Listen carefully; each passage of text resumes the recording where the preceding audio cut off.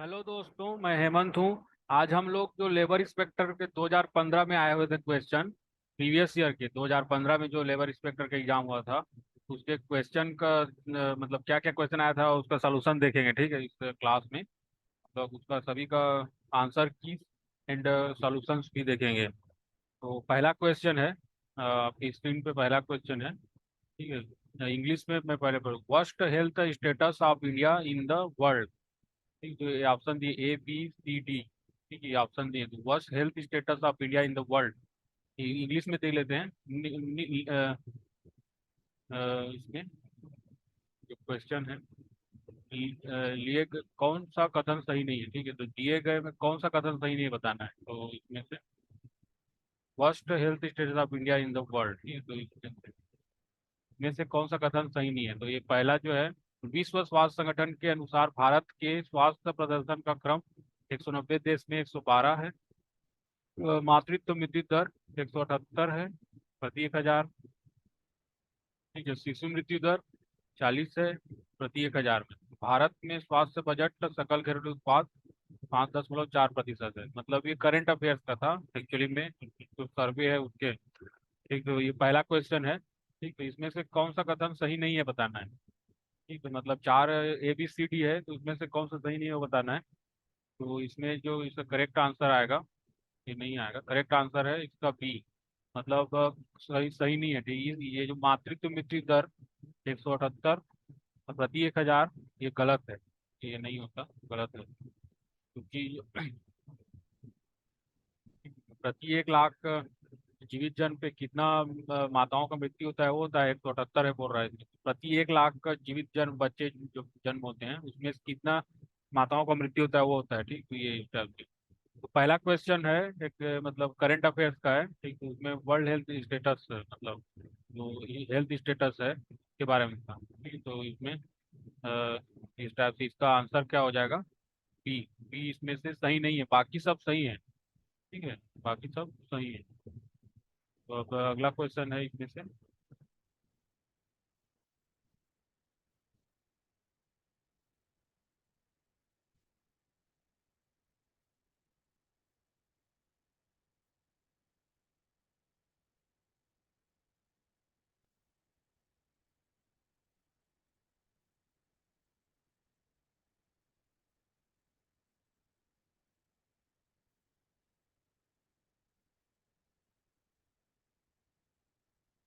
Question number 2 देखेंगे, थोड़ा सा पेशेंस बना रखना है आपको।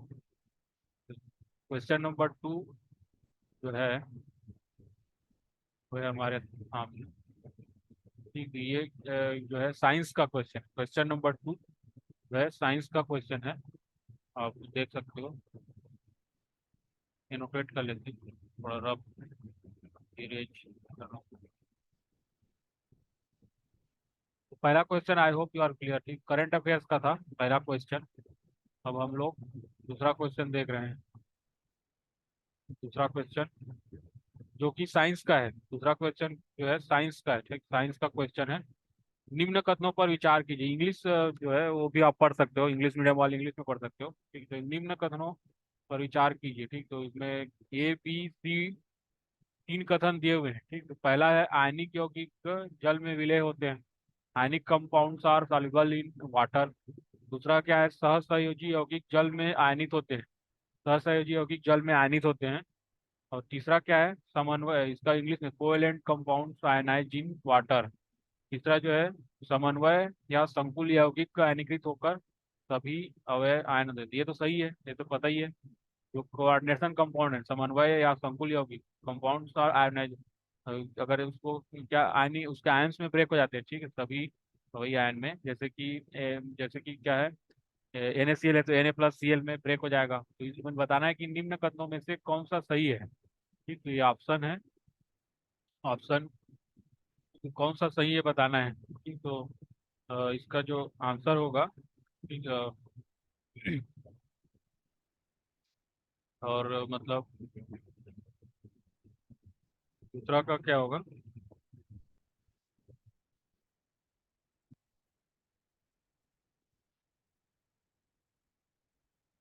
ठीक, दूसरा का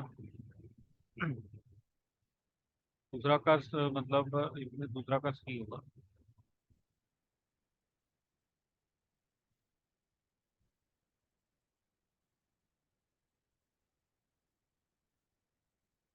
ये पहला वाला क्वेश्चन में मतलब डाउट है जो इसमें मतलब इसको, क्योंकि इसका आंसर जो है व्यापम ने लोपित कर दिया था। तो ठीक, तो इसमें दूसरा का जो आंसर है, दूसरा दूसरा का जो आंसर है वो सी होगा। ठीक है, इसमें सी।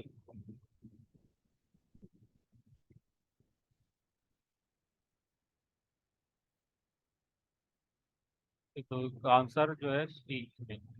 निम्न कथनों में कौन सा कथन है सही है? तो इसमें कथन बी और सी गलत है तथा कथन ए सही है। ठीक, तो ये मतलब क्या होगा कि इज द करेक्ट आंसर। कथन बी और सी गलत है, कथन ए सही है। ठीक है, इसका मतलब क्या है? अ,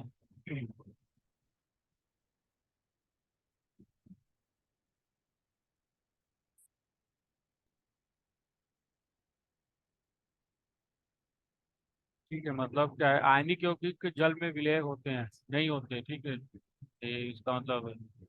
और सहसंयोजी यौगिक जल में आयनित होते हैं, तो covalent compound ionize in water नहीं होते। ठीक है, ये ए और बी क्या गलत है। और जो सी है, जो सी वाला है, ठीक है, सी वाला समन्वय, मतलब जो कोऑर्डिनेशन कंपाउंड है, समन्वय या संकुल यौगिक आयनीकृत होते हैं सभी आयन में, मतलब उसके आयन में ब्रेक हो जाएंगे। ठीक है, ये जो है इसका करेक्ट आंसर होगा कथन बी और सी, मतलब सी होगा। ठीक है, इसका करेक्ट आंसर है सी। सी इज द करेक्ट आंसर। कथन बी और सी गलत है लेकिन कथन ये सही है। ठीक है, इसका इस तरह से। अब अगला जो है क्वेश्चन नंबर 3 में आ जाते हैं। क्वेश्चन नंबर 3, ये भी साइंस का क्वेश्चन है। ठीक है, साइंस का क्वेश्चन है। क्वेश्चन नंबर 3 जो है साइंस का क्वेश्चन है।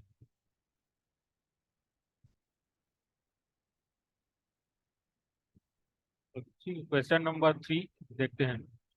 क्वेश्चन नंबर 3 क्या बोल रहा है? मोटर कार के रेडिएटर का शीतलन उपक्रम सिद्धांत पर आधारित है। ठीक, तो cooling system of car radiator is based on principle. ठीक है, जो कूलिंग जो सिस्टम होता है कार रेडिएटर का, वो किस सिद्धांत पर कार्य करता है, तो ये बताना है। ठीक है, तो पहला है संचालन, दूसरा संवहन, तीसरा विकिरण, चौथा संचालन में विकिरण। इंग्लिश में देख सकते हो कंडक्शन, कन्वेक्शन, रेडिएशन।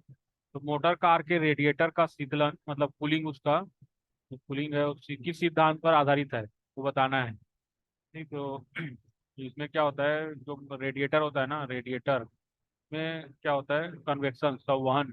ठीक है, मतलब क्या है, जो न्यूटन लॉ ऑफ कूलिंग है उससे बेसिक मतलब संवहन। ठीक, तो इसका करेक्ट आंसर है B. B the correct answer. Motor car के रेडिएटर का शीतलन उपक्रम और संवहन पर कार्य करता है। ठीक है, संवहन सिद्धांत पर। अब क्वेश्चन नंबर 4 में आते हैं। 3 कंप्लीट है। ठीक, क्वेश्चन नंबर 4 में आते हैं। चारों में एक थोड़ा धीरे धीरे इसको स्टडी करेंगे। क्वेश्चन नंबर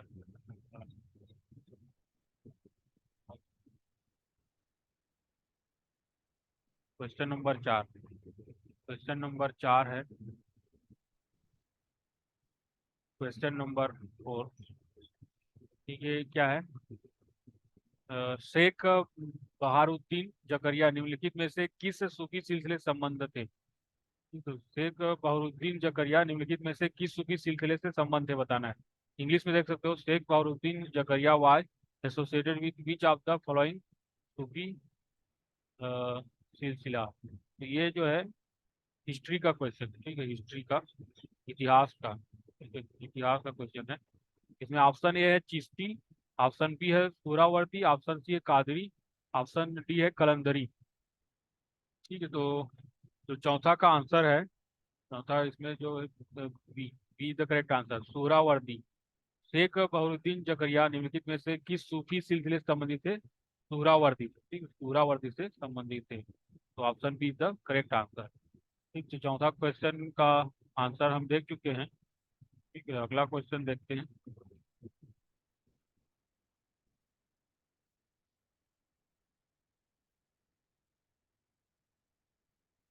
अगला क्वेश्चन है पांचवा, क्वेश्चन नंबर 5।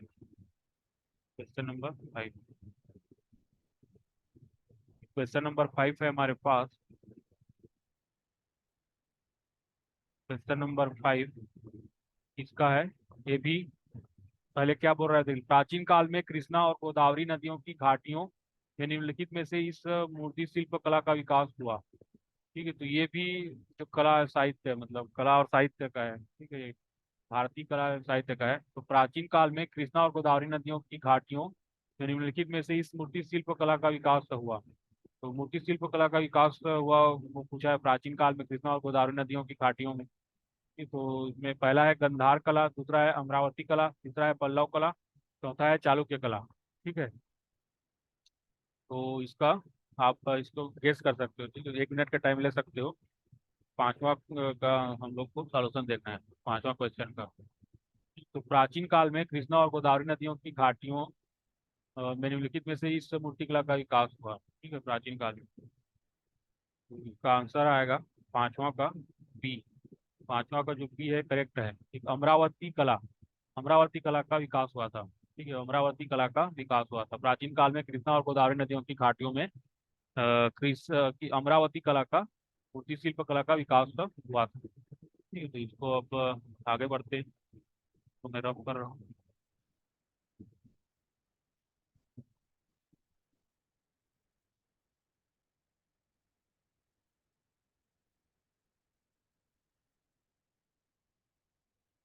ठीक है, क्वेश्चन नंबर छठवां में आते हैं। क्वेश्चन नंबर 6 है हमारे पास। क्वेश्चन नंबर 6 ये क्या है? ये मतलब संविधान से, भारतीय संविधान पॉलिटिक्स का क्वेश्चन है। क्वेश्चन नंबर 6 जो है वो पॉलिटिक्स का क्वेश्चन है। तो आ जाते हैं। क्वेश्चन नंबर 6 है हमारे पास, लेबर इंस्पेक्टर का है, 2015 में जो आया था, व्यापम ने लिया था। ठीक है, इसका तो क्वेश्चन क्या बोल रहा है, सर्वोच्च न्यायालय के किस निर्णय ने अंतिम रूप से संसद की शक्तियों को प्रभावित किया?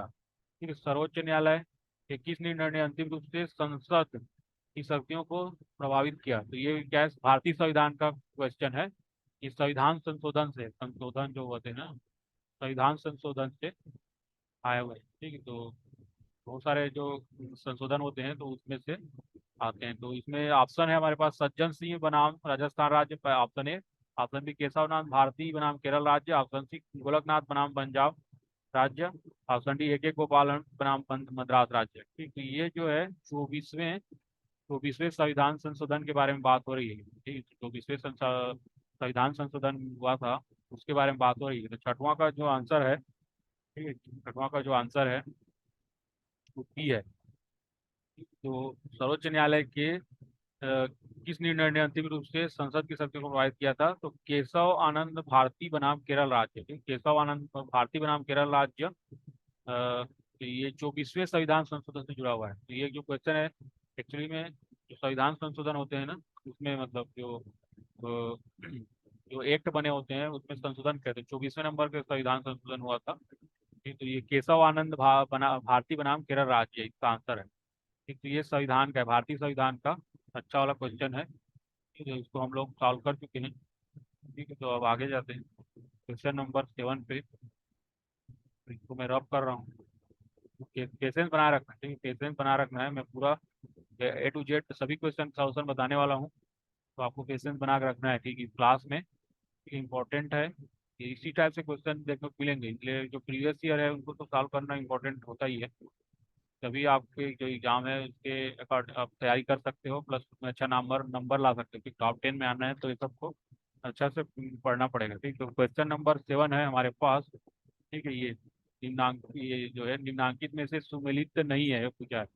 निम्नांकित में से क्या सुमेलित नहीं है? ठीक है, तो ये ए बी इसमें कथन दिए हुए हैं। ठीक, बहुत सारे आप देख सकते हो। तो ABCD ऑप्शन है, इसमें से कौन सा कथन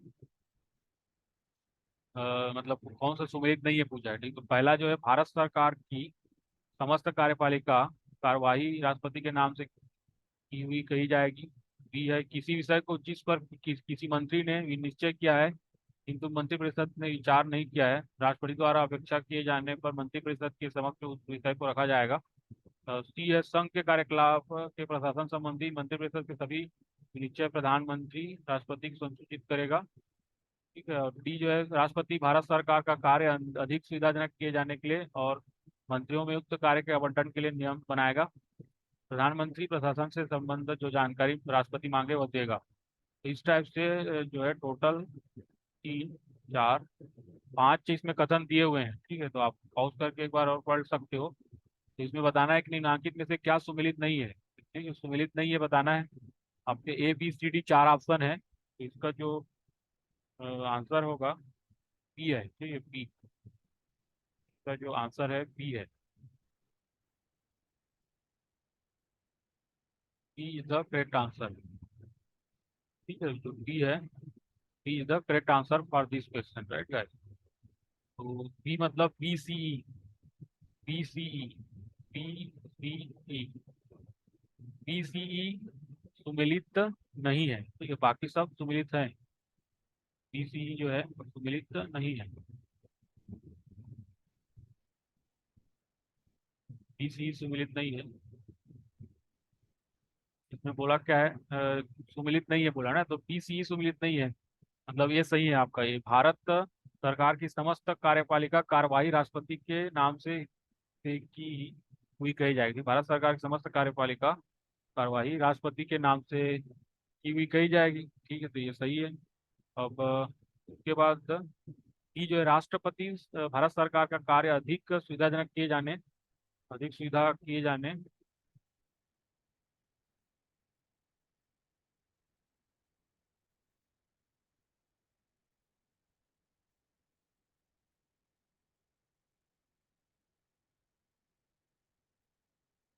ठीक है, तो राष्ट्रपति भारत सरकार का कार्य अधिक सुविधाजनक किए जाने के लिए और मंत्रियों में उक्त कार्य के आवंटन के लिए नियम बनाएगा। ये सही है। ठीक, तो इस टाइप से इसमें जो A और D है वो सही कथन है, लेकिन जो BC है वो सम्मिलित नहीं है। ठीक, तो इस टाइप से जो है ये और भारतीय संविधान का अच्छा वाला क्वेश्चन है। राष्ट्रपति तो प्रधानमंत्री मंत्रिपरिषद, ठीक है, वो सबसे आएगा ये। तो इसमें क्वेश्चन नंबर 8 में जाते हैं, जो कि साइंस का मतलब इन्वायरमेंट का, एक्चुअली इन्वायरमेंट का क्वेश्चन है ना, ये इन्वायरमेंट का क्वेश्चन है।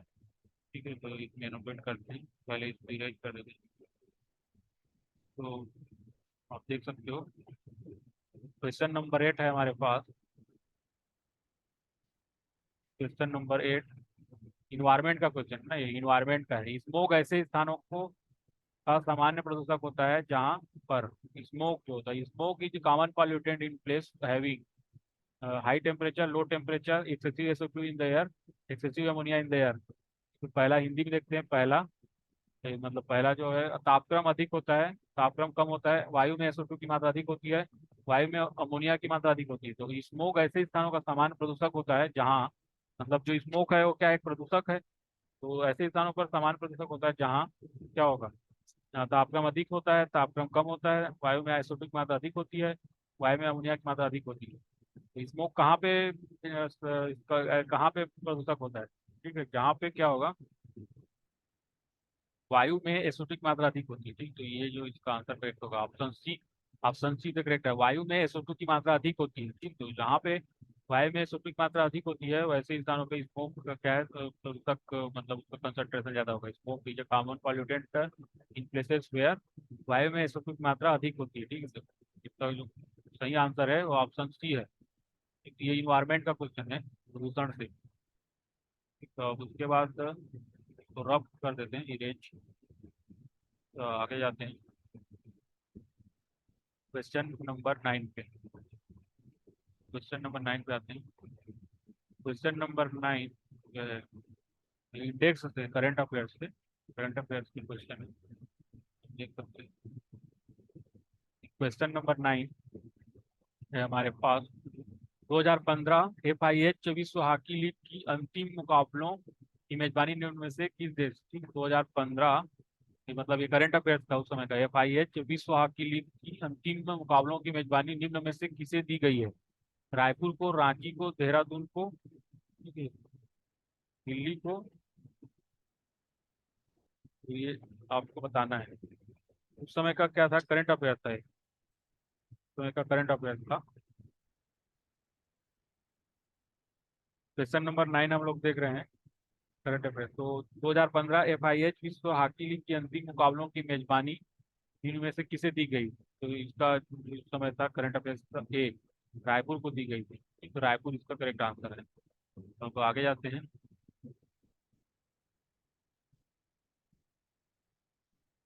क्वेश्चन नंबर 10 के क्वेश्चन नंबर 10वां आते हैं। ये करंट अफेयर्स का क्वेश्चन था। क्वेश्चन नंबर 10 में आते हैं। ये जो है भारतीय संविधान से है। तो क्वेश्चन नंबर 10, भारत के राष्ट्रपति के बारे में बताया गया है कि अध्यादेश जारी करने की शक्ति में इस हिस्से में सही क्या है। ठीक है, भारत के राष्ट्रपति की अध्यादेश जारी करने की शक्ति इस हिस्से में सही क्या है। तो पहला जो है, जब संसद सत्र में न हो तो यह जारी किया जा सकता है। जब संसद सत्र में न हो तो यह जारी किया जा सकता है। बी जो है, जब संसद का एक सदन सत्र में न हो तो यह जारी किया जा सकता है। इसमें सी में इसे वापस नहीं लाया जा सकता। डी, अध्यादेश द्वारा मौलिक अधिकारों को निलंबित किया जा सकता है। और ई में, न्यायालय में अध्यादेश को इस आधार पर चुनौती नहीं दी जा सकती कि अध्यादेश जारी करने की शक्ति का भावनापूर्ण उपयोग किया गया है। ठीक है, और संविधान के किसी भी भाग पर अध्यादेश से जारी किया जा सकता है। इस टाइप से आप देख सकते हो।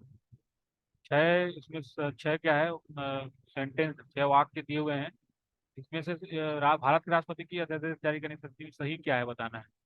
ठीक, तो 10वां का जो आंसर है, तो आंसर तो जो है सही, जो है इसमें आंसर सी है। ठीक है, सी जो है सही है। आंसर सी सही है। A B E, A B E सही है, मतलब ए बी ई सही है। इसका मतलब क्या है, ये वाला जो सही है, ए बी सी सही है, ए बी ई। मतलब जब संसद सत्र में न हो, जब संसद सत्र में न हो तो यह जारी किया जा सकता है। ठीक है, अध्यादेश जारी किया जा सकता है। जब संसद सत्र में न हो तो यह जारी किया जा सकता है। और बी जो है, जब संसद का एक सदन सत्र में न हो तो यह जारी किया जा सकता है, ये भी सही है। और और इसमें ई वाला भी सही है। न्यायालय में आदेश को इस आधार पर चुनौती नहीं दी जा सकती है कि अध्यादेश जारी करने की शक्ति का भावनापूर्ण उपयोग किया गया है। तो इसमें से ए पी और ई, ए पी और ई सही है राष्ट्रपति के अध्यादेश जारी के संबंध में। बाकी सब गलत है। ठीक है, तो इस टाइप से क्वेश्चन 10 का आंसर हम लोग सी लेंगे। ठीक है, इसका जो करेक्ट आंसर है क्या होगा, C is the correct answer. C is the correct answer. ठीक है, तो सी जो है ये सही होगा। C is the correct answer, right. ठीक है, तो अब क्वेश्चन, नेक्स्ट क्वेश्चन में आते हैं। Next question, question number 11। Question number 11 है हमारे पास, भारतीय दर्शन शास्त्र से। आप देख सकते हो क्वेश्चन नंबर 11। क्वेश्चन नंबर 11, एक भक्ति दर्शन पुष्टि मार्ग का संस्थापक निम्नलिखित में से कौन था।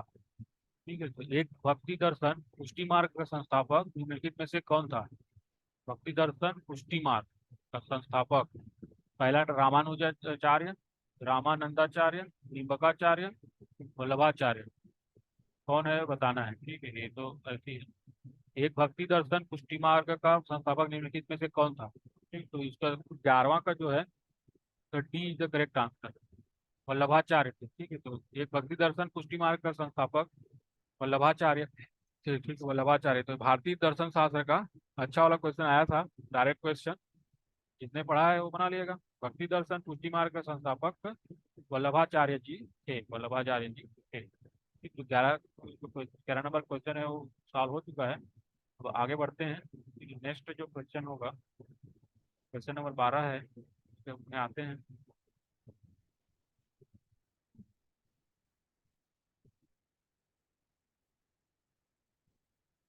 क्वेश्चन नंबर 12, क्वेश्चन 12, ये जो है इतिहास का है, भारतीय इतिहास का। क्वेश्चन 12, सुल्तान के रूप में अलाउद्दीन खिलजी द्वारा अपने दक्षिणी अभियान में निम्नलिखित में से किस राज्य को प्रथम विजित किया गया। सुल्तान के रूप में अलाउद्दीन खिलजी द्वारा अपने दक्षिणी अभियान में निम्नलिखित में से किस राज्य को प्रथम विजित किया गया। तो अलाउद्दीन खिलजी के बाद मध्यकालीन भारत का है एक क्वेश्चन। ठीक है, इतिहास, मध्यकालीन इतिहास। ऑप्शन ए है Devagiri, option B Warangal, option C Dwarasamudra, option C Malabar. ठीक, तो क्वेश्चन नंबर 12 का आपका सॉल्यूशन बताना है। ठीक, तो इसमें सुल्तान के रूप में अलाउद्दीन खिलजी द्वारा अपने दक्षिण अभियान में निम्नलिखित में से किस राज्य को प्रथम विजित किया था, किस राज्य को प्रथम विजिट किया था। तो इसका आंसर है ए, देवगिरी। देवगिरी राज्य को प्रथम विजिट किया था सुल्तान के रूप में अलाउद्दीन खिलजी ने। इसका आंसर होगा देवगिरी। ठीक है। अच्छा क्वेश्चन आते हैं, नहीं इजी नहीं आता, डीप में पढ़ना पड़ेगा। ठीक है, डीप में आपको पढ़ना पड़ेगा, तब जाके क्वेश्चन का सॉल्यूशन बना पाओगे। भारतीय इतिहास का, भारतीय जो इसमें जीएस आता है, अच्छे लेवल के आते हैं। अब हम लोग क्वेश्चन नंबर 13 में जाते हैं। Question number 13।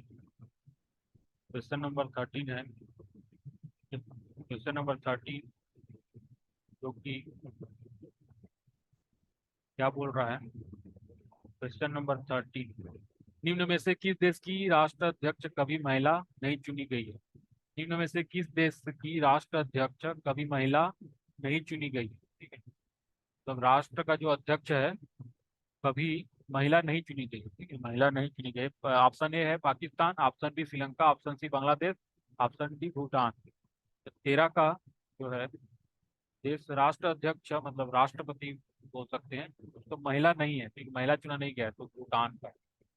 बांग्लादेश का तो राष्ट्रीय अध्यक्ष महिला बन चुकी है, श्रीलंका भी, पाकिस्तान इसका बन चुके हैं, लेकिन भूटान ऐसा देश है जिसमें राष्ट्र अध्यक्ष है कभी महिला नहीं चुना है। ठीक, मतलब पुरुष ही चुना जाता है। तो ये जो है मतलब करंट अफेयर्स का भी बोल सकते हो, या तो फिर ये मतलब ये पॉलिटिक्स का है। ठीक, तो ये क्वेश्चन आया हुआ था। क्वेश्चन नंबर 14 में जाते हैं। क्वेश्चन नंबर 14 चले जाते हैं।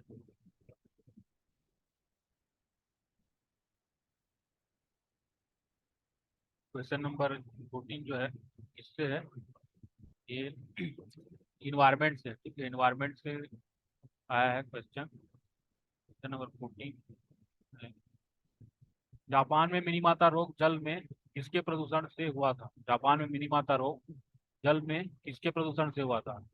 ठीक है, तो ये पहला ऑप्शन है पारा, तो दूसरा है चित्ता, तीसरा है साइनाइड, चौथा है मेथिल आइसोसाइनाइड। ठीक है, तो इसको तो सबको पता रहता है, मिनीमाता रोग किसके कारण होता है। ठीक है, ये पारा के कारण होता है। ठीक है, option correct, option correct answer है ए, पारा। पारा के कारण मिनीमाता रोग होता है। ठीक है, इसको पता ही रहना चाहिए। तो जापान में हो चाहे भारत में हो, पारा के कारण मिनीमाता रोग होता है। ठीक, तो ये इन्वायरमेंट से प्रदूषण। तो रब करके आगे बढ़ते हैं, क्वेश्चन नंबर 3 के पास ले जाते हैं। क्वेश्चन नंबर 15 चले जाते हैं। क्वेश्चन नंबर 15 है हमारे पास।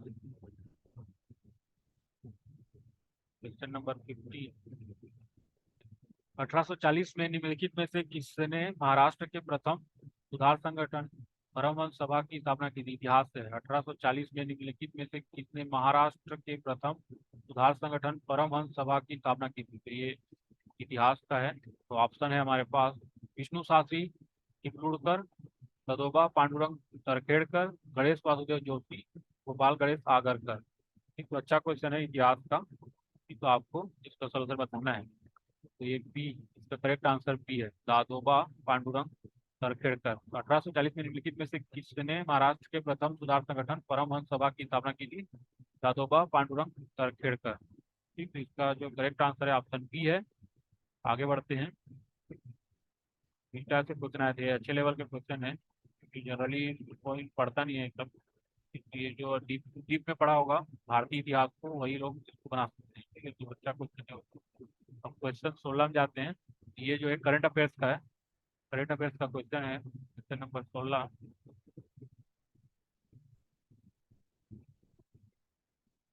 क्वेश्चन नंबर 16 है हमारे पास, नीति आयोग के उपाध्यक्ष के द्वारा वर्ष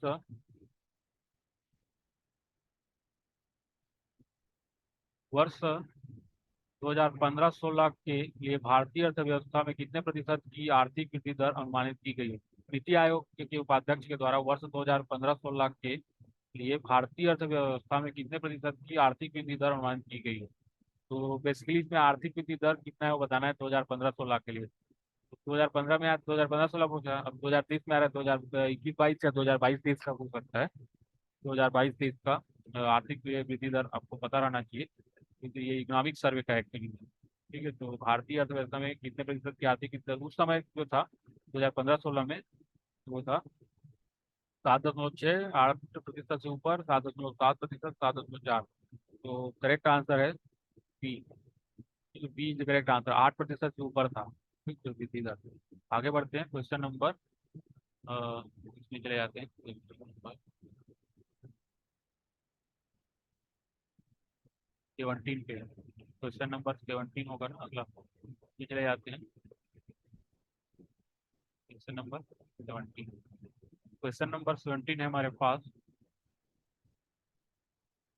क्वेश्चन नंबर 17, क्योंकि ये भी क्या इन्वायरमेंट से है, इन्वायरमेंट से, साइंस टेक्नोलॉजी इन्वायरमेंट से आएगा ना, तो ये क्वेश्चन नंबर 17 इन्वायरमेंट से। जब नदी में अत्यधिक मात्रा में सीवेज छोड़ा जाता है, उसका बीओडी, बायोलॉजिकल ऑक्सीजन डिमांड। जब नदी में अत्यधिक मात्रा में सीवेज छोड़ा जाता है तब उसका बीओडी। तो जनरली क्या होता है, सीवेज मतलब उसमें बीओडी ज़्यादा होगा। तो इसमें ऑप्शन दे देते हैं, कम हो जाता है, बढ़ जाता है, कुछ कम होता है, अप्रवाहित रहता है। ठीक है, 17 का जो है करेक्ट आंसर होगा। वो आपको बताना है, तो पता ही रहता है ना, ये तो सीवेज जो है वो गंदा पदार्थ है। एक गंदा को अगर हम पानी में छोड़ेंगे तो बीओडी बढ़ जाएगा, biological oxygen demand.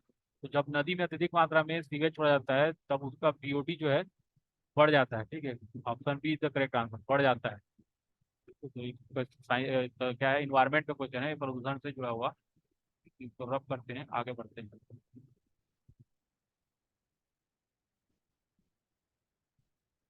Question number 18 में आते हैं। क्वेश्चन नंबर 18 है हमारे पास। क्वेश्चन नंबर 18 है हमारे पास। इतिहास से निम्नलिखित में से किस वर्ष में प्रसिद्ध कांग्रेस लीग समझौता हुआ था? इतिहास का क्वेश्चन है, ठीक है। निम्नलिखित में से किस वर्ष में प्रसिद्ध कांग्रेस लीग समझौता हुआ था? कांग्रेस लीग समझौता किस वर्ष में हुआ था बताना है। प्रसिद्ध कांग्रेस लीग समझौता, ठीक, तो ये इतिहास का है, भारतीय इतिहास का। ठीक है, आधुनिक भारतीय आधुनिक इतिहास, आधुनिक इतिहास का। ठीक है, तो 1914 में। ऑप्शन ए है 1914, बी है 1915, डी 1916, डी 1917। तो आधुनिक इतिहास का क्वेश्चन है, क्वेश्चन नंबर 18। तो इसका जो करेक्ट आंसर है सी, 1916 में हुआ था। निम्नलिखित में से किस वर्ष में प्रसिद्ध कांग्रेस लीग समझौता हुआ था? 1916 में। ठीक, तो I hope you are clear. ये आधुनिक भारतीय इतिहास का क्वेश्चन था। आगे बढ़ते हैं, क्वेश्चन नंबर 19 में आते हैं। क्वेश्चन नंबर 19 है हमारे पास। ये इसको engage कर देते हैं।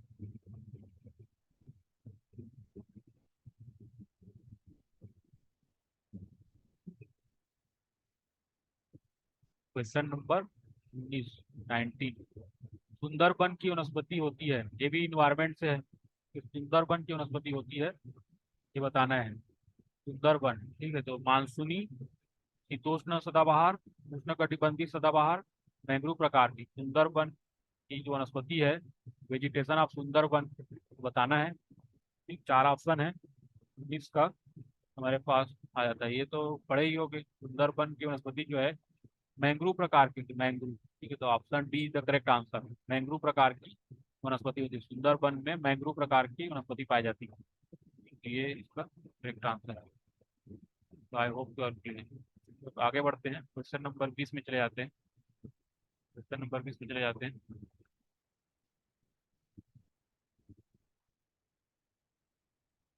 क्वेश्चन नंबर 20 है, ये भी इन्वायरमेंट से। क्वेश्चन नंबर 20 जो है इन्वायरमेंट से जुड़ा हुआ है।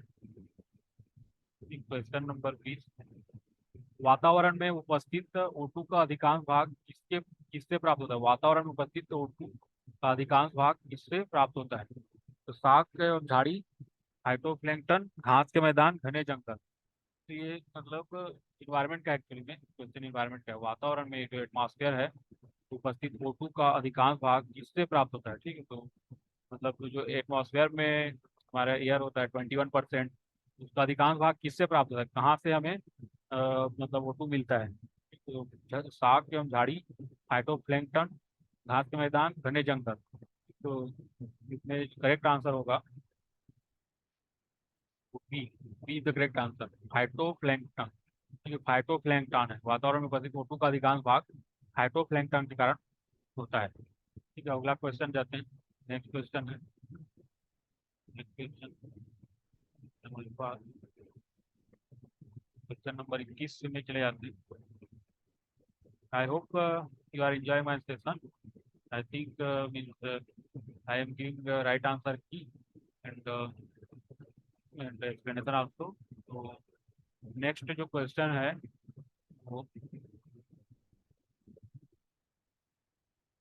इंडियन पॉलिटी से है। ठीक है, इंडियन पॉलिटी मतलब भारतीय संविधान से, कॉन्स्टिट्यूशन भारतीय इंडियन कॉन्स्टिट्यूशन एंड इंडियन मतलब राजनीतिक शास्त्र, भारत का राजनीतिक। ठीक है, तो भारतीय संविधान के किस अनुच्छेद में न्यायिक पुनर्विलोकन आधारित है? भारतीय संविधान में किस अनुच्छेद में न्यायिक पुनर्वलोकन आधारित है? तो ये बताना है। तो गेस करो आप। पहला जो ऑप्शन है अनुच्छेद 19, ऑप्शन बी है अनुच्छेद 20, ऑप्शन सी अनुच्छेद 21, ऑप्शन डी है अनुच्छेद 22। भारतीय संविधान में किस अनुच्छेद में न्यायिक पुनर्वलोकन आधारित है? ठीक है, पुनर्वलोकन किया जा सकता है किस अनुच्छेद, मतलब यहाँ पे जो शेड्यूल है, 395 शेड्यूल है, 22 भाग है, 12 अनुसूची है। ठीक है, तो मतलब अनुच्छेद अनुच्छेद मतलब ठीक है, तो 395 है ना टोटल। इसमें से भारतीय संविधान में किस अनुच्छेद में न्यायिक पुनर्वलोकन आधारित है, बताना। 21 का करेक्ट आंसर है ऑप्शन सी। अनुच्छेद 21 में बताता है, अनुच्छेद 21 में भारतीय संविधान के न्यायिक पुनरावलोकन आधारित है। ठीक है, तो ये इसका आंसर है। अब इसको ड्रॉप करके आगे बढ़ते हैं।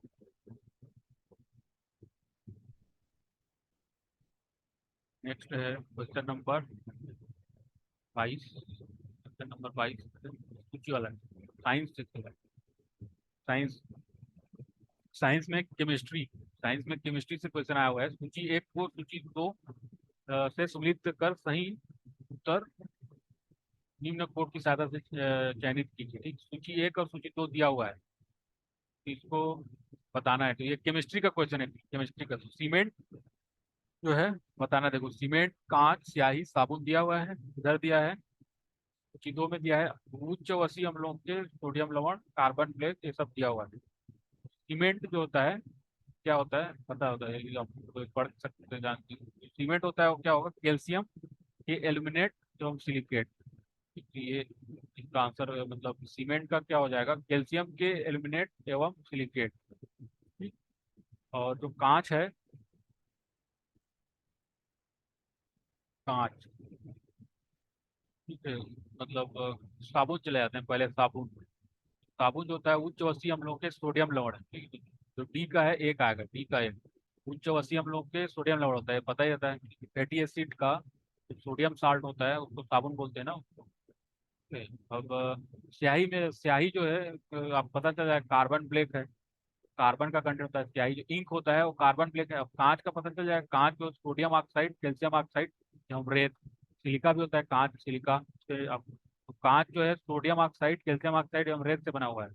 इस टाइप से हम देख सकते हैं। तो इसका जो आंसर होगा तो यहाँ पे अब इसको डायरेक्ट हम बता सकते हैं, इसका ऑप्शन देखने की जरूरत नहीं है। ठीक है, तो इसमें जो ये सीमेंट है इसमें आएगा सीमेंट, कैल्शियम के एल्यूमिनेट एवं सिलिकेट। और जो कांच है वो आएगा सी में, सोडियम ऑक्साइड, कैल्शियम ऑक्साइड एवं रेत। स्याही जो है कार्बन ब्लैक, कार्बन ब्लैक। साबुन जो है वो आएगा उच्च वसीय अम्लों के सोडियम लवण, उच्च वसीय अम्लों के इसमें क्या हो गया है इसका ए का, ए का जो है, ए का क्या हो गया, चार हो गया। और बी का जो है, बी कांच, बी का थ्री हो गया। और सी का जो है, तब सही जोड़ी बनाना है ना, सी का दो होगा। ठीक है, और जो डी है साबुन का ए आ जाएगा। मतलब एक इस टाइप से जो कोड है वो 4 3 2 1, 4 3 2 1। इसमें 4 3 2 1 है, हम मैच कर सकते हैं। तो option A, option A is the correct answer. ये इसका आंसर होगा, क्या हो जाएगा, option A. Option A is the correct answer. ठीक है, अब अगला क्वेश्चन देखते हैं। पहले इसको रब कर देते हैं, आई होप क्लियर। तो आप अच्छे से बता दिया मैंने, साइंस का क्वेश्चन था केमिस्ट्री से। ठीक है, अब इसमें नेक्स्ट जो है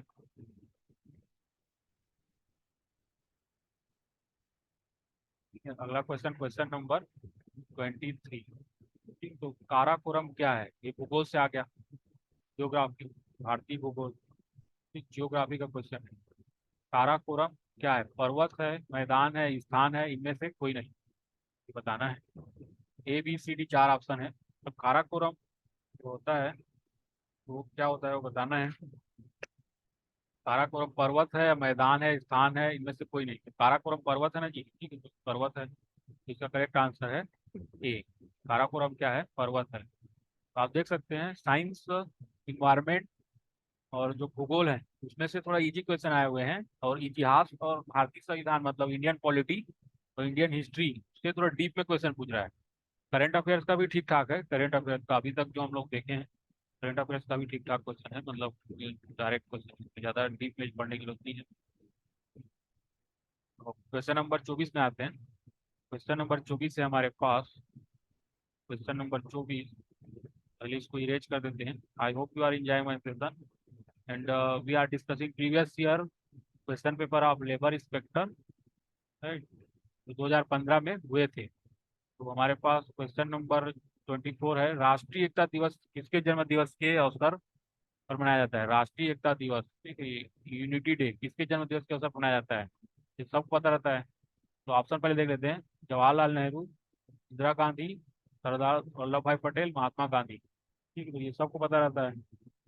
ठीक है, एकता दिवस, यूनिटी डे, राष्ट्रीय एकता दिवस, सरदार सरदार वल्लभ भाई पटेल, ठीक है, तो सरदार वल्लभ भाई पटेल के जन्म दिवस को हम लोग राष्ट्रीय एकता दिवस के रूप में मनाया जाता है। ठीक है, इसका करेक्ट आंसर है सरदार सरदार वल्लभ भाई पटेल। ठीक है, ये आप, ये अच्छा क्वेश्चन है, इजी क्वेश्चन है। ठीक है, इस टाइप से क्वेश्चन भी आएंगे, ऐसा नहीं है कि सभी टफ रहेंगे, कुछ क्वेश्चन इजी भी आ रहे हैं। ठीक है, इसलिए तैयारी जारी रखनी है। ठीक है, तो पढ़े हैं उससे आते हैं तो अच्छे हैं, नहीं पढ़े हैं तो नहीं आ रहा है उसको आपको तैयारी भी करना पड़ेगा, इसलिए प्रीवियस ईयर का एनालिसिस करना जरूरी है।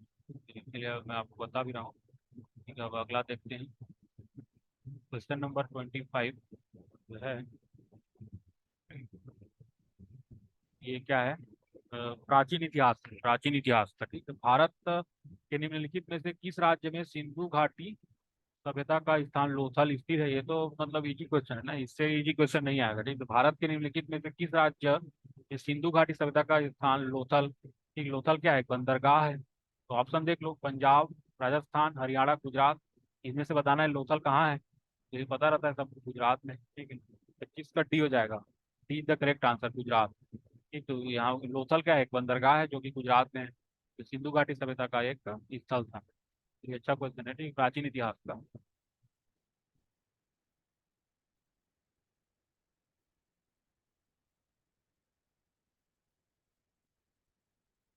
अब नेक्स्ट क्वेश्चन जाते हैं, क्वेश्चन नंबर 26। क्वेश्चन नंबर 26 है, क्वेश्चन नंबर 26 जो केमिस्ट्री का है, मतलब साइंस का क्वेश्चन है। ठीक है, केमिस्ट्री,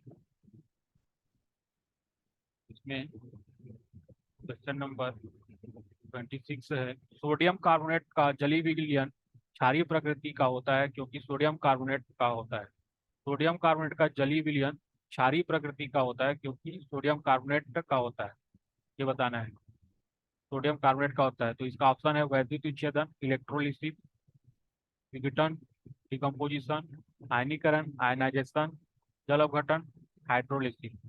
राइट, हाइड्रोलिसिस जल अपघटन होता है, वाटर के सहायता से रिएक्शन कराया जाता है। तो सोडियम कार्बोनेट का जलीय विलयन क्षारीय प्रकृति का होता है क्योंकि सोडियम कार्बोनेट का होता है, सोडियम कार्बोनेट का होता है। ठीक, क्वेश्चन 26 अच्छा क्वेश्चन है, साइंस का, केमिस्ट्री से। क्योंकि सोडियम कार्बोनेट का होता है, सोडियम कार्बोनेट का क्या होगा? जलीय विलयन, मतलब उसमें वाटर रहेगा। ठीक है, वाटर है, जल है, तो आप उससे आपको, इससे आपको गैस करना है। ठीक, तो सोडियम कार्बोनेट का जल के साथ रिएक्शन होगा तो उसको जल अपघटन हो जाता है। ठीक, तो इसको हाइड्रोलिसिस, तो करेक्ट आंसर है कि सोडियम कार्बोनेट का जलीय विलयन क्षारीय प्रकृति का होता है क्योंकि सोडियम कार्बोनेट का जल अपघटन हाइड्रोलिसिस हो जाता है। ठीक, सोडियम कार्बोनेट का जल अपघटन हो जाता है, हाइड्रोलिसिस। तो इसका 26 का D is the correct answer. ठीक, आगे बढ़ते हैं, क्वेश्चन नंबर 27 में जाते हैं, जो इसका सॉल्व करना है।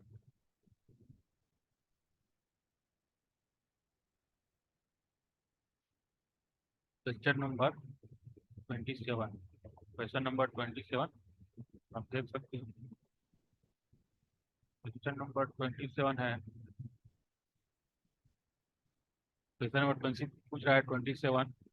गुजराती में निम्नलिखित में से कौन सा प्रसिद्ध उपन्यास गोवर्धन राम त्रिपाठी के द्वारा लिखा गया था? तो ये जो है कला से है, कला साहित्य से, भारतीय कला साहित्य से है, मान के चलो। ठीक, गुजराती में निम्नलिखित में से कौन सा प्रसिद्ध उपन्यास गोवर्धन राम त्रिपाठी द्वारा लिखा गया है? ठीक, गुजराती में निम्नलिखित में से कौन सा प्रसिद्ध उपन्यास है? ये भारतीय साहित्य कला है। ठीक, तो ये ऑप्शन देख लो आप। सरस्वती चंद्र, समाज, देवी चौधरानी, भारत दर्शन। ठीक, ये गुजराती में लिखा हुआ है प्रसिद्ध उपन्यास गोवर्धन राम त्रिपाठी द्वारा। ठीक, ये इसका 27 का जो आंसर है वो ये है। ठीक, सरस्वती सरस्वती चंद्र ने गुजराती में मतलब उपन्यास लिखा है। ये उपन्यास एक्चुअली सरस्वती चंद्र एक उपन्यास है जो किसने लिखा है? गोवर्धन राज त्रिपाठी ने। किसमें? गुजराती में। ठीक, ये भारतीय कला साहित्य का अच्छा वाला क्वेश्चन है। तो आगे बढ़ते हैं, क्वेश्चन नंबर 28 में आते हैं। क्वेश्चन नंबर 28 ले जाते हैं।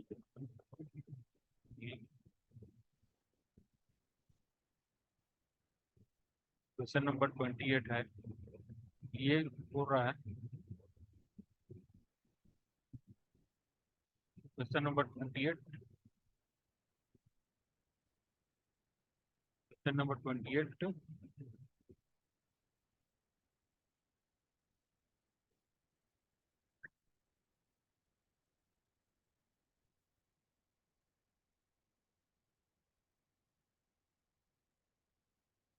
क्वेश्चन नंबर 28 में आते हैं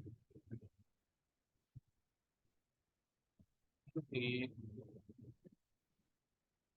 सॉलिसिटर जनरल के विषय में सही क्या है? ठीक है, तो ये 28 सॉलिसिटर जनरल के विषय में सही क्या है बताना है। मतलब इसमें पांच जो वाक्य हैं, कथन दिए हुए हैं पांच, में से सही क्या बताना है। तो सॉलिसिटर जनरल मतलब ये भारतीय संविधान का, इंडियन पॉलिटी का सॉलिसिटर जनरल यह एक संवैधानिक पद है। यह एक वैधानिक पद है। वह भारत के महान न्यायवादी की सहायता करता है। वह भारत के राष्ट्रपति का मुख्य वैधानिक सलाहकार है। वह भारत सरकार का मुख्य वैधानिक सलाहकार है। ये बताना है सॉलिसिटर जनरल के विषय में सही क्या है, ये बताना है। ठीक है, तो आप एक बार इसको पढ़ लो। ठीक है, इसमें पांच वाक्य दिए हुए हैं, पांच कथन दिए हुए हैं, तो सही क्या है बताना है। सॉलिसिटर जनरल, सॉलिसिटर जनरल के बारे में सही क्या है वो बताना है। Question number 28। Question number 28।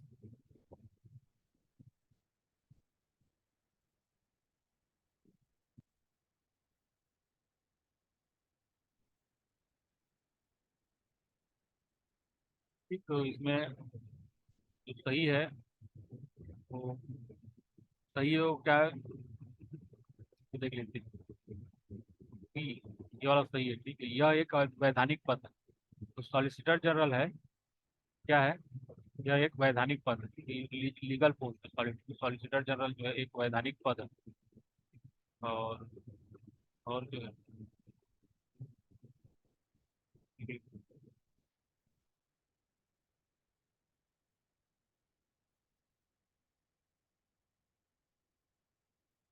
फिर और क्या है?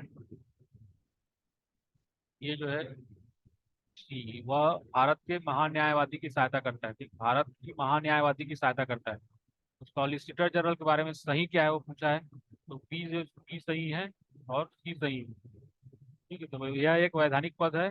वह भारत के महान्यायवादी की सहायता करता है। ठीक है, बाकी सब गलत है। तो इसका जो 28 है तो करेक्ट आंसर है। देख लेते हैं ऑप्शन क्या क्या है। ये जो सही ऑप्शन है बी, बी नहीं बी। ठीक है, तो करेक्ट आंसर है क्वेश्चन का क्या है? बी, बी का करेक्ट आंसर। बी, बी और सी सही है। ठीक है, तो आगे बढ़ते हैं। नेक्स्ट क्वेश्चन है, क्वेश्चन है हमारे पास question number 29।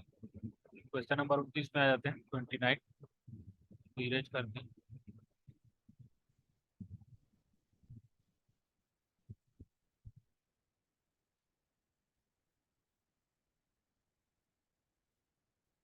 Question number 29, question number 29 में आते हैं। क्वेश्चन नंबर 29 क्या बोल रहा है?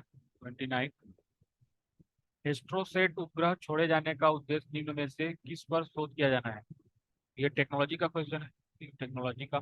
एस्ट्रोसेट उपग्रह छोड़े जाने का उद्देश्य निम्न में से किस पर शोध करना है? ठीक, किस पर शोध करना है इसके बारे में बताना है। तो पहला ऑप्शन है खगोल विज्ञान, दूसरा है मौसम विज्ञान, और तीसरा है समुद्री विज्ञान, चौथा है उपरोक्त सभी। एस्ट्रोसेट उपग्रह छोड़े जाने का उद्देश्य किस पर शोध करने में बताना है। तो 29 जो है टेक्नोलॉजी का क्वेश्चन है। ठीक है, तो ये खगोल विज्ञान, एस्ट्रोनॉमी, करेक्ट आंसर है खगोल विज्ञान। एस्ट्रोनॉमी का शोध करने के लिए एस्ट्रोसेट उपग्रह छोड़ा गया था। तो ये टेक्नोलॉजी का है, करंट अफेयर्स का भी हो सकता है। तो एस्ट्रोसेट जो है वो खगोल विज्ञान, एस्ट्रोसेट उपग्रह खगोल विज्ञान की शोध करने के लिए छोड़ा गया था। तो ये क्वेश्चन नंबर 29 टेक्नोलॉजी का है। आगे जाते हैं question number 30। Question number 30, question number 30 है। क्वेश्चन नंबर 30 बोल रहा है धान चावल कौन सी फसल है? धान चावल कौन सी फसल है? ठीक है, रबी, खरीफ, जायद, इनमें से कोई नहीं, ये बताना है। तो धान जो है, धान चावल कौन सी फसल है? रबी। रबी क्या होता है? जो कि ठंड के मौसम, मतलब जनवरी, नवंबर से जनवरी के बीच में लगाया जाता है, तो रबी होता है। और जो जून जुलाई में लगाया जाता है वो खरीफ फसल होता है। धान और जायद जो होता है ये तरबूज, खरबूज, मतलब जो मई, मतलब जो अप्रैल, मार्च अप्रैल मई में जो फसल लगाया जाता है वो जायद होता है। उसमें जो धान चावल है वो खरीफ है। ठीक, खरीफ फसल में आता है। धान चावल कौन सी फसल है? खरीफ। करेक्ट आंसर है B. B is the correct answer. 30 का क्या होगा? 20 से बी हो जाएगा। खरीफ फसल, धान जो है खरीफ फसल है। क्वेश्चन नंबर 21 में चले जाते हैं। कुछ क्वेश्चन इजी भी आए हैं, क्वेश्चन टफ भी है। नेक्स्ट जो क्वेश्चन है वो भी आती है। यहाँ पे अगला क्वेश्चन है, क्वेश्चन नंबर 21। क्वेश्चन नंबर 21, तो सागर से ऊर्जा कहाँ निकाली जाती है? सागर से ऊर्जा कहाँ निकाली जाती है? ठीक, तो ये भूगोल के बारे में, भारतीय भूगोल का है, मानते हैं। चलो, सागर से ऊर्जा कहाँ निकाली, मतलब सागर ऊर्जा। ठीक है, तो मछलीपट्टनम, विशाखापट्टनम, मेदीपट्टनम, कुलशेखरपट्टनम। ठीक है, तो चार ऑप्शन है। तो सागर से ऊर्जा, एनर्जी, ओशियन एनर्जी कहाँ से निकाली जाती है वो बताना है। 21 का भारतीय भूगोल से क्वेश्चन है। ठीक, तो इसका जो करेक्ट आंसर है option D. Option D the correct answer, Kulasekarapattinam से तो उसका सागर से ऊर्जा निकाली जाती है। ठीक है, करेक्ट आंसर डी, कुलशेखरपट्टनम 21 का। आगे जाते हैं, तो अब करते हैं।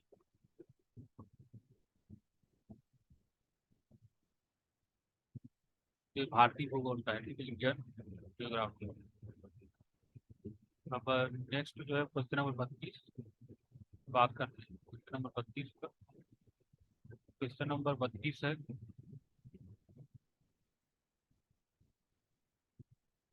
क्वेश्चन नंबर 30, निम्न विकिरणों को उनके आवृत्ति के घटते क्रम में व्यवस्थित कीजिए। निम्न विकिरणों को उनके आवृत्ति के घटते क्रम में व्यवस्थित कीजिए। ठीक है, तो मतलब आवृत्ति बताना, फ्रीक्वेंसी, रेडिएशन है। ठीक है, जो डीप प्योर होता है, जैसे डीप प्योर, ये पता रहता है। इसका वेवलेंथ सबसे ज्यादा रहता है।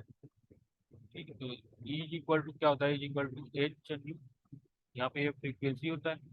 और E equal to H nu को क्या लिखते हैं? C by lambda. ठीक, मतलब जो न्यू होता है वो सी बाई लेमडा होता है। ठीक है, सी बाई लेमडा, तो जिसका, जो लेमडा जिसका ज्यादा होगा उसका फ्रीक्वेंसी कम होगा, मतलब आवृत्ति कम होगा। तो हमें क्या है, वेवलेंथ पता करना है। ठीक है, तो वेवलेंथ जिसका ज्यादा होगा, ठीक है, वेवलेंथ जिसका ज्यादा होगा तो आवृत्ति कम होगा। तो इसमें हमें क्या बताना है? आवृत्ति घटते क्रम में। ठीक है, मतलब जिसका आवृत्ति सबसे ज्यादा होगा वो पहले बताना है, तो सबसे ज्यादा। ये विकिरण रेट होता है, विकिरण, इलेक्ट्रोमैग्नेटिक रेडिएशन का क्रम आपको पता रहना चाहिए। ठीक, तो ये देखिए, आप इधर क्या होता है, रेडियो वेव होता है। ठीक है, इधर अल्ट्रा वायलेट होता है। तो अलग अलग, मतलब रेडियो वेव, अल्ट्रा वायलेट, ये उससे रेडियो तरंग होते हैं। उसके बाद छह किरणें, सूक्ष्म तरंगें, पराबैंगनी किरणें। ठीक है, ये देखो, एक्सरे इधर आता है। एक्सरे का वेवलेंथ क्या होगा? कम होता है, ठीक है, एक्सरे का वेवलेंथ कम होता है। और उसके बाद माइक्रोवेव इधर आएगा, अल्ट्रावायलेट। तो सबसे ज्यादा जो वेवलेंथ होता है वो रेडियो वेव का होता है, ठीक है, रेडियो वेव का वेवलेंथ सबसे ज्यादा होता है। तो उसका फ्रीक्वेंसी सबसे कम होगा, जिसका वेवलेंथ ज्यादा होगा उसका फ्रीक्वेंसी कम। ठीक है, तो इसमें से जो ये होगा, ये वाला देखो, ये मतलब ए या ए हो सकता है, ए और सी हो सकता है, क्योंकि इसमें ए और इसमें लास्ट में है। ठीक, उसके बाद चेक कर लेते हैं। ठीक, उसके बाद जो चेक कर लेते हैं एक्स रे और अल्ट्रावायलेट में। ठीक, तो अल्ट्रावायलेट का वेवलेंथ ज़्यादा होता है, तो इसका आवृत्ति कम होगा। और एक्स रे का वेवलेंथ कम होता है, आवृत्ति ज़्यादा होगा। ठीक है, तो एक्स रे का पी का अ, आवृत्ति ज़्यादा होगा। ठीक है, पी का आवृत्ति ज़्यादा होगा उसमें, पी में। सी बोला है, सी जो है माइक्रोवेव है। ठीक है, माइक्रोवेव है, माइक्रोवेव इसका 32 का। तो ये जो सी जो है करेक्ट आंसर होगा। ठीक है, तो अब 32 क्वेश्चन नंबर 32 का सी करेक्ट आंसर, क्योंकि पी में एक्स किरणें हैं, तो एक्स किरणें का वेवलेंथ सबसे कम होता है, इसलिए उसका आवृत्ति सबसे ज्यादा होगा। यहाँ से ये पता चला। ठीक है, और डी जो है पराबैंगनी, उसके बाद पराबैंगनी किरण का भी यहाँ पे पराबैंगनी आता है, तो माइक्रोवेव जो है इधर आता है, माइक्रोवेव। तो रेडियो वेव सबसे पहले, फिर माइक्रोवेव, फिर अल्ट्रावायलेट, फिर एक्स रे। ये इलेक्ट्रोमैग्नेटिक रेडिएशन जो भी होता है ना, मतलब जो लाइट है, तो उनका वेवलेंथ का सबसे वेवलेंथ ज्यादा रेडियो का, फिर माइक्रोवेव का, फिर अल्ट्रावायलेट, फिर एक्स रे। इसीलिए जो एक्स रे है उसका सबसे ज्यादा आवृत्ति है, फिर अल्ट्रावायलेट का, फिर फिर उसके बाद क्या है, उसके बाद माइक्रोवेव का, फिर माइक्रोवेव का, फिर उसके बाद रेडियो तरंग। इस टाइप से आप, इसका करेक्ट आंसर है सी। ये जो है साइंस का क्वेश्चन है, ठीक है, साइंस का अच्छा वाला क्वेश्चन था। क्वेश्चन नंबर 30 हम लोग, तो 32 हम लोग देख चुके हैं, आगे बढ़ा। क्वेश्चन नंबर 33 जाते हैं, 33।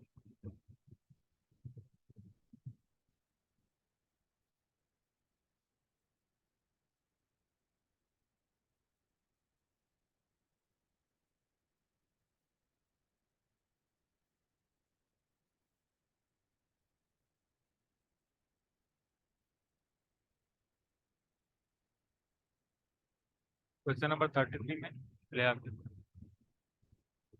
क्वेश्चन नंबर 33, क्वेश्चन नंबर 33, 2011 की जनगणना के आधार पर सर्वाधिक वृद्धि दर वाला जिला कौन सा है? 2011 जनगणना के आधार पर सर्वाधिक वृद्धि दर वाला जिला कौन सा है? सर्वाधिक वृद्धि दर वाला जिला कौन सा है? कुरुकुमे अरुणाचल प्रदेश, पुडुचेरी पांडिचेरी, दंतेवाड़ा छत्तीसगढ़, नारायणपुर छत्तीसगढ़। सर्वाधिक वृद्धि दर वाला जिला कौन सा बताना है? 2011 जनगणना से क्वेश्चन पूछ रहा है, ठीक है, तो 33 का जो है correct answer A, कुरुकुमे Arunachal Pradesh. 2011 जनगणना के आधार पर सर्वाधिक वृद्धि दर मतलब जो जनगणना मतलब क्या है, उसके जो जनसंख्या है, उस सर्वाधिक वृद्धि किसमें हुआ था? कुरुकुमे अरुणाचल प्रदेश में। ठीक है, करेक्ट आंसर ए, 2011 का जनगणना के आधार पर सर्वाधिक वृद्धि दर वाला जिला कुरुकुमे अरुणाचल प्रदेश में आता है। इसको इरेज करते हैं, इरेज करते हैं। नेक्स्ट क्वेश्चन में जाते हैं, question number 34। Question number 34, question number 34 क्या बोल रहा है? वकाटकों के पतन के पश्चात निम्नलिखित में से किसके उत्तरी कर्नाटक के समुद्र तटीय पट्टी में कदम राज्य की स्थापना की? वकाटकों के पतन के पश्चात निम्नलिखित में से किसने उत्तरी कर्नाटक के समुद्र तटीय पट्टी में कदम्ब राज्य की स्थापना की? ठीक है, तो ये तो इतिहास का है, इतिहास का ही है। ठीक है, 34 आप देख सकते ऑप्शन देख, यशोवर्मन, मयूर मयूर वर्मन, किसान वर्मन, भास्कर वर्मन। ये बताना है 34 का करेक्ट आंसर बताना है। 34 का करेक्ट आंसर कौन है बताना है, इतिहास का है। 34 का जो करेक्ट आंसर है बी है, मयूर शर्मन। ठीक, मयूर शर्मन, ठीक है, वो कटकों के पतन के पश्चात निम्नलिखित में से मयूर शर्मन ने उत्तरी कर्नाटक के समुद्र समुद्र तटीय पट्टी में कदम्ब राज्य की स्थापना की थी, मयूर शर्मन। एक प्राचीन इतिहास है, ठीक है, यूर सरमन में जो है नहीं ये किया था, ठीक, तो आप देख सकते हो। ये आगे बढ़ते हैं। नेक्स्ट है क्वेश्चन नंबर 35। क्वेश्चन नंबर 35 के लिए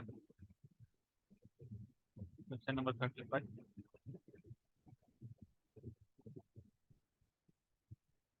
क्वेश्चन 35 जो है, भारत अफ्रीका सम्मेलन में कितने अफ्रीकी देशों ने भाग लिया? भारत अफ्रीका सम्मेलन में कितने अफ्रीकी देशों ने भाग लिया? ठीक है, ये करंट अफेयर्स का क्वेश्चन है। भारत अफ्रीका सम्मेलन हुआ, इसमें कितने अफ्रीकी देशों ने भाग लिया पूछा? 44, 54, 64, इनमें से कोई नहीं। ठीक बताना है, 44, 54, 64, इनमें से कोई नहीं। 35 का जो करंट अफेयर्स का था, एक्चुअली में करंट अफेयर्स का था 35। इनमें से कोई नहीं, करेक्ट आंसर है इनमें से कोई नहीं। मतलब भारत अफ्रीका सम्मेलन हुआ था, उसमें अफ्रीकी देशों ने भाग लिया था, इसमें से कोई नहीं। ठीक है, करेक्ट आंसर है इनमें से कोई नहीं। जी, उसके बाद अगला जाते हैं, क्वेश्चन नंबर 36।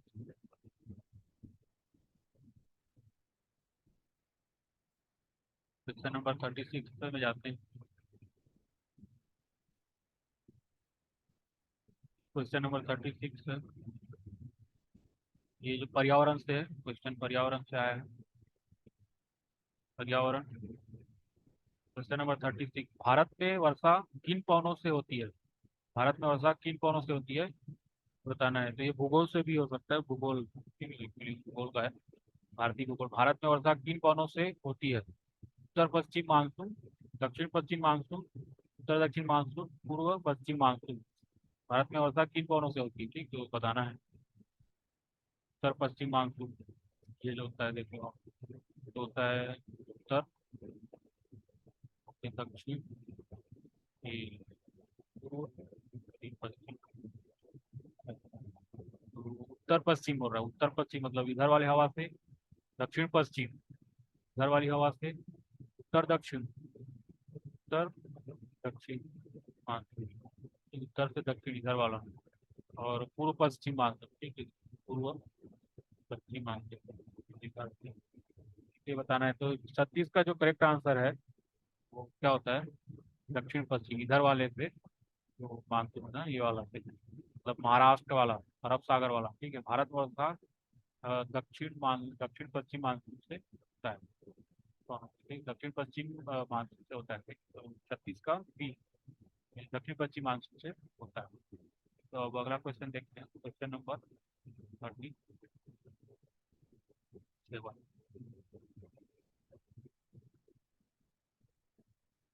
क्वेश्चन नंबर 37 देखते हैं।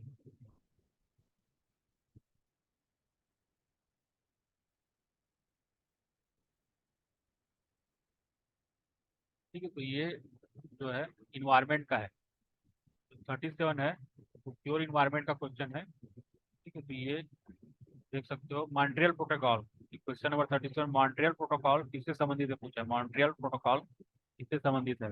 वैश्विक उष्णता को रोकने से, ओजोन परत अक्षय को रोकने से, वैश्विक उष्णता एवं ओजोन परत अक्षय रोकने से, वैश्विक उष्णता, ओजोन परत अक्षय को रोकने तथा जैव ईंधन सुरक्षा। चार ऑप्शन दिए हैं, बताना है। Checking global warming, checking ozone layer depletion, checking global warming and ozone layer depletion, checking global warming, ozone layer depletion and protecting biodiversity.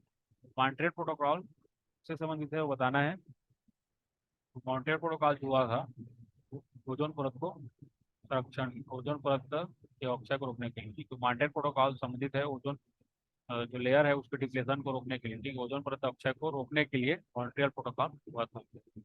तो मॉन्ट्रियल प्रोटोकॉल ओजोन परत अक्षय क्षरण को रोकने के लिए, ठीक है, तो उसके लिए मॉन्ट्रियल प्रोटोकॉल हुआ था। तो ये अच्छा क्वेश्चन है, इस टाइप क्वेश्चन आएंगे, इन्वायरमेंट का है। आगे बढ़ते हैं, नेक्स्ट क्वेश्चन है हमारे पास। Question number 38। क्वेश्चन नंबर 38 क्या है? निम्नलिखित में से किस स्थान के किले में अकबर ने जहांगीर महल बनवाया था? ये इतिहास का है, एक मध्यकालीन भारत का। निम्नलिखित में से किस स्थान के किले में अकबर ने जहांगीरी महल बनवाया था? ठीक है, निम्नलिखित में से किस स्थान के किले में अकबर ने, अकबर के मुगल शासन है, अकबर ने जहांगीरी महल बनवाया था? दिल्ली में, आगरा में, इलाहाबाद में, लाहौर में। Option A B C D आपको बताना है। 38 का जो आंसर है वो बताना है। अकबर ने जहांगीर महल आगरा में बनाया था, ठीक है, आगरा में करेक्ट आंसर है, आगरा। तो निम्नलिखित में से किस सिद्धांत के किले में अकबर ने जहांगीर महल बनवाया था? आगरा में, ठीक है, आगरा में जहांगीर महल बनवाया था अकबर ने। और इसका जो आंसर है हम देख चुके हैं, तो रब करते हैं, आगे बढ़ते हैं। क्वेश्चन नंबर 39 पे आते हैं। क्वेश्चन नंबर 39, क्वेश्चन नंबर 39 है, ये है क्वेश्चन नंबर 39। लक्ष्य इंद्रधनुष, लक्ष्य इंद्रधनुष किससे संबंधित है? Mission Indradhanush, mission Indradhanush is associated with स्वरोजगार, उच्च शिक्षा, टीकाकरण, आवास। ये करंट अफेयर्स का है। उस समय इंद्रधनुष लाया गया था मिशन 2015-16 में, इसलिए मतलब ये करंट अफेयर्स का है। लक्ष्य इंद्रधनुष किससे संबंधित है, मिशन इंद्रधनुष किससे संबंधित है, ये बताना है। ठीक है, तो ये आप जान सकते हैं, ठीक है, तो पता ही रहता है।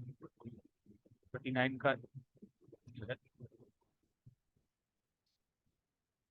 मिशन इंद्रधनुष जो है टीकाकरण से संबंधित, टीकाकरण, ठीक है, वैक्सीनेशन से संबंधित मिशन इंद्रधनुष टीकाकरण से संबंधित है। अब आगे बढ़ते हैं, क्वेश्चन नंबर 14, क्वेश्चन नंबर 14 चले जाते हैं, करंट अफेयर्स का क्वेश्चन नंबर 14 मैच वाला है, ठीक है, क्वेश्चन नंबर 14 मैच वाला क्वेश्चन है। क्वेश्चन नंबर 14, सूची एक को सूची दो से सुलित निम्न कोट की सहायता से कीजिए एवं सही उत्तर चयन कीजिए। ठीक है, हम लोग अभी जो लेबर इंस्पेक्टर है उसमें भारत इंडिया जी के जो जीएस होता है ना, उसके बारे में देख रहे हैं। तो क्वेश्चन नंबर 14 में आ गए हैं। क्वेश्चन नंबर 14 इंडिया जीएस का जो क्वेश्चन आया था उसके बारे में।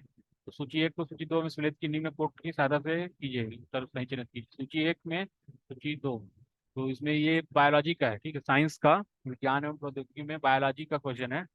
विटामिन, ये विटामिन दिया है, और एंजाइम, हार्मोन, प्रोटीन एक तरफ दिया है, एक तरफ पेप्सिन, कैरोटीन, कैरेटीन, प्रोजेस्टेरॉन ये दिया हुआ है।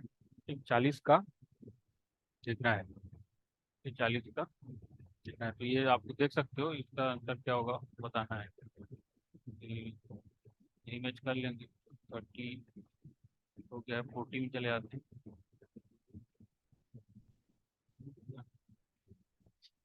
तो इसका जो आंसर है, इसका जो आंसर है, तो जो विटामिन है ना, विटामिन उसमें क्या है, केरोटीन में होता है, केरोटीन, विटामिन केरोटीन से जुड़ा हुआ है, ठीक।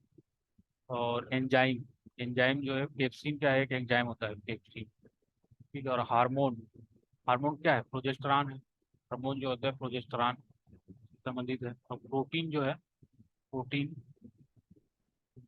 वो क्रिएटिन से संबंधित है, क्रिएटिन, ठीक। तो इसका आंसर है क्या होगा, B is the correct answer, B option B is the correct answer. Vitamin जो है केरोटीन में है, और एंजाइम पेप्सिन एक एंजाइम होता है, केरोटीन एक विटामिन है, और हार्मोन जो है प्रोजेस्टेरॉन, ठीक है, तो सी का 4।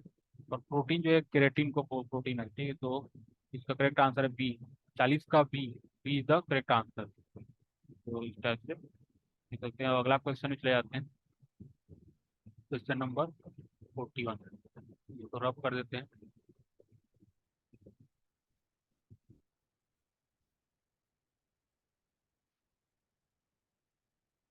क्वेश्चन नंबर 41, क्वेश्चन नंबर 41 में चले जाते हैं। भारत में व्यापक मुद्रा M3, ये इकोनॉमी कहा गया, इंडियन इकोनॉमी, भारतीय अर्थव्यवस्था। तो भारत में व्यापक मुद्रा M3 का सूचक क्या है, ये बताना है। जनता के पास करेंसी, बैंकों में मांग जमा, बैंकों में सावर्धक जमा, उपयुक्त सभी। ठीक, जनता के पास करेंसी, बैंकों में मांग जमा, बैंकों में सर्वाधिक जमा, ठीक। तो ये बताना है 40 का जो सही आंसर है बताना है। तो एक्चुअली में M3 जो होता है, M3 जो होता है M1 प्लस जो पोस्ट ऑफिस होता है ना, पोस्ट, मतलब जो डिमांड डिपॉजिट ये सब जितना भी और भी रहते हैं, अन्य और अन्य जमा राशि, एक सावर्थी हो सकता है, एक सावधिक जमा, सावधि आर्थिक, एक आवर्ती जमा खाता पोस्ट ऑफिस वाले। तो M3 जो है M1 प्लस इसका होता है, मतलब जो तब फिर इसलिए इसका करेक्ट आंसर हो जाएगा D. D is the correct answer. जनता के पास करेंसी, बैंकों में मांग जमा, डिमांड डिपॉजिट। ठीक है, डिमांड डिपॉजिट। Demand deposit. और बैंकों में सावधिक, टाइम के साथ डिपॉजिट होता है ना, बैंकों में जो टाइम डिपॉजिट, सार्वधिक सार्वधिक सार्वधिक जमा। ठीक है, बैंकों में सावधि जमा।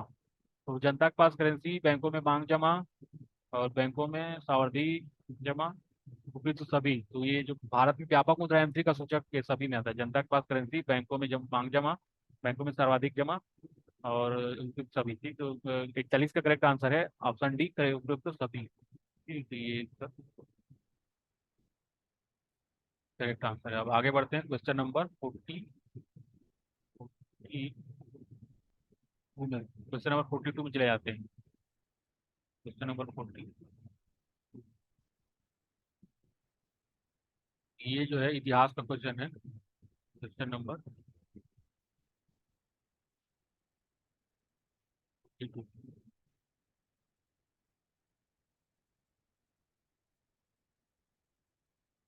क्वेश्चन नंबर 42 इतिहास का क्वेश्चन है।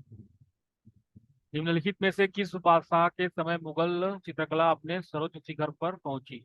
निम्नलिखित में से किस बादशाह के समय मुगल चित्रकला अपने सर्वोच्च शिखर पर पहुंची थी? मुगल का जो चित्रकला है वो सर्वोच्च शिखर पे किस बादशाह पे के समय में पहुंची, वो बताएं। मध्यकालीन भारत का है, इतिहास का। हुमायूं के काल में, अकबर के काल में, जहांगीर के काल में, शाहजहां के काल में।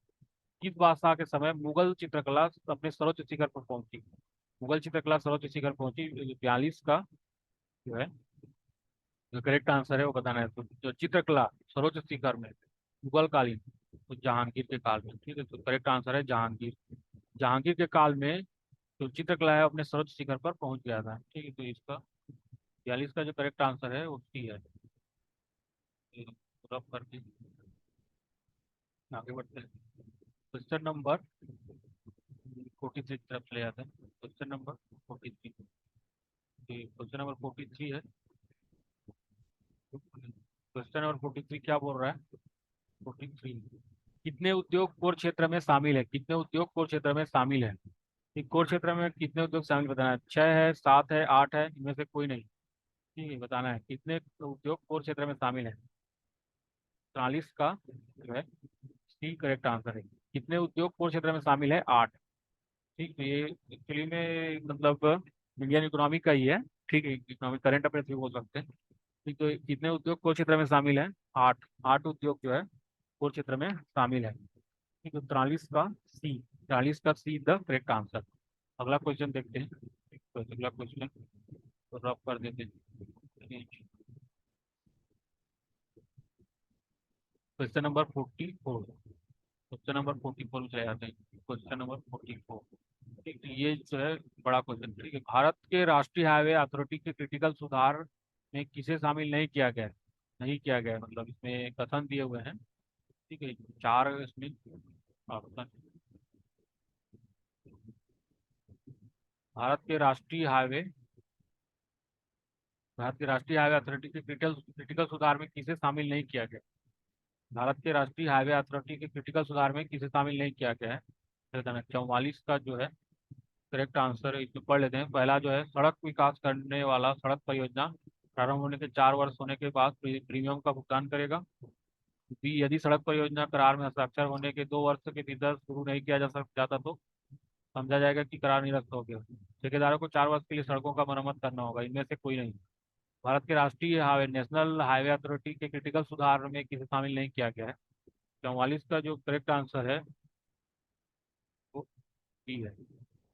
मतलब इसमें आप देख सकते हो कि तो इसमें जो बी इसका करेक्ट आंसर है, मतलब इसको शामिल नहीं किया गया है। मतलब क्या है, सड़क विकास, national highway authority of India के सड़क विकास करने वाला सड़क परियोजना प्रारंभ होने के 4 वर्ष होने के बाद प्रीमियम का भुगतान करेगा। 4 वर्ष होने के बाद प्रीमियम का भुगतान करेगा ना। तो ठेकेदारों को 4 वर्ष के लिए सड़कों का मरम्मत करना होगा। 4 वर्ष के लिए सड़कों का मरम्मत करना होगा। ठीक है, तो इनमें से कोई भी तो नहीं आएगा। तो इसमें जो सही नहीं है वो क्या है? ये वाला बी। बी जो है सही नहीं है। ठीक है, तो ये सही नहीं है। मतलब सड़क परियोजना का हस्ताक्षर करार में हस्ताक्षर होने के 2 वर्ष के भीतर शुरू नहीं किया जाता तो समझा जाएगा कि करार निरस्त हो गया। ये सही नहीं, ये गलत है। ये कथन गलत है मतलब। 44 का जो सही है E। और उसके बाद आगे जाते हैं क्वेश्चन नंबर 45। क्वेश्चन नंबर 45 में आ जाते हैं।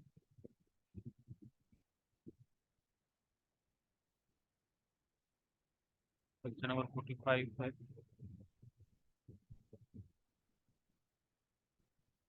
क्वेश्चन नंबर 45,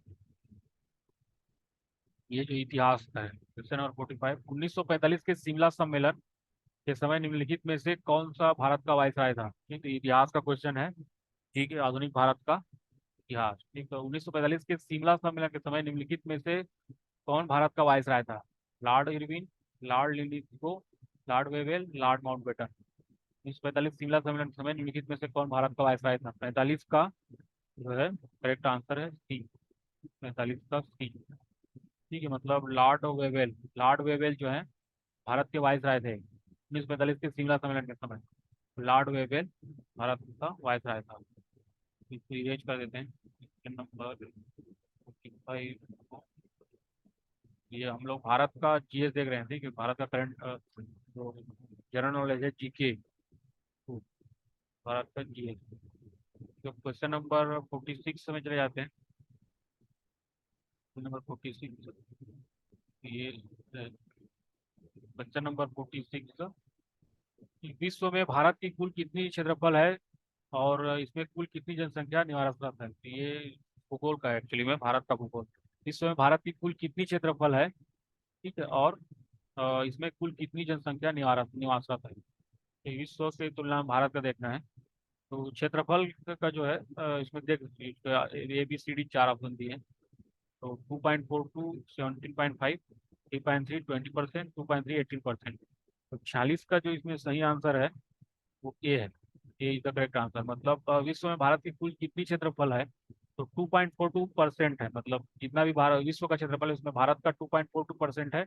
और जनसंख्या का जो है, जनसंख्या 17.5%, मतलब जनसंख्या ज्यादा है। ठीक है, तो कुल जनसंख्या का 17.5% जनसंख्या भारत में है। तो ये अच्छा क्वेश्चन था भारतीय भूगोल का। ठीक है, तो अब क्वेश्चन नंबर चले आते हैं हम लोग 47 पे। 47 पे चले आते हैं। Question number 47।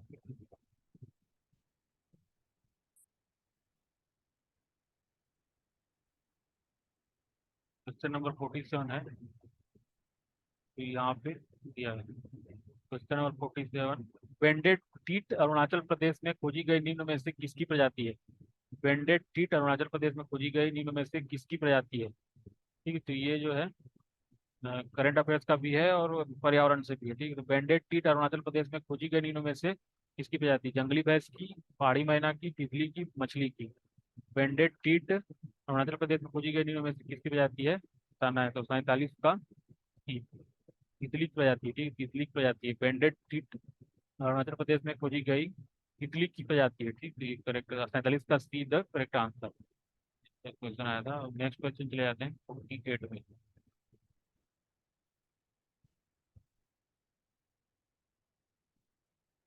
ठीक, तो क्वेश्चन 48 जो भारत का जीएस वाला सेक्शन में लास्ट क्वेश्चन है ना, लास्ट क्वेश्चन देख लेते हैं।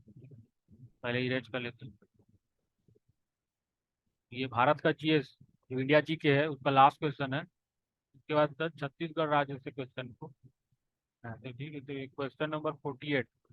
क्वेश्चन नंबर 48, भारतीय संविधान के अनुच्छेद 20 में निम्नांकित में से क्या सम्मिलित है? भारतीय संविधान के अनुच्छेद, आर्टिकल के बारे में बात हो रही है।